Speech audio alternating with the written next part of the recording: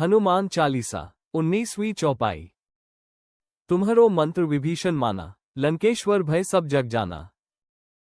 यहाँ मंत्र का अर्थ केवल कोई जादुई वाक्य नहीं, बल्कि सलाह, मार्गदर्शन या नीति सूत्र है। विभीषण रावण का छोटा भाई था, जो धार्मिक, ज्ञानी और नीति प्रिय स्वभाव का था। इस पंक्ति में तुलसीदास जी कहते हैं कि विभीषण ने हनुमान जी की सलाह को माना। हनुमान जी ने उसे समझाया था कि रावण अधर्म के मार्ग पर है और श्रीराम ही सच्चे भगवान हैं। जब हनुमान जी लंका में सीता माता की खोज करने गए, तो उन्होंने विभीषण से मुलाकात की। विभीषण ने हनुमान जी के मुख से श्रीराम के गुण सुने और प्रभावित हुआ।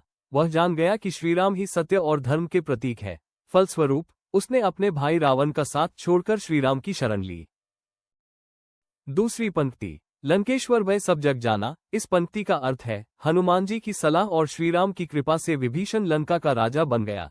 रावण के वध के बाद श्रीराम ने स्वयं विभीषण को लंकेश्वर, लंका का स्वामी बनाया। सब जग जाना अर्थात यह बात संपूर्ण जगत में प्रसिद्ध हुई। हर कोई जानता है कि विभीषण को लंका का राज्य हनुमान जी की प्रेरणा से ही मिला।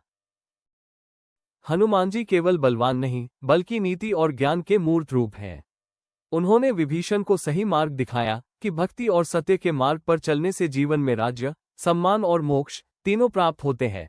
विभीषण ने हनुमान जी की बात को अपनाया और अंततः राजा बनकर लोक में प्रसिद्ध हुआ।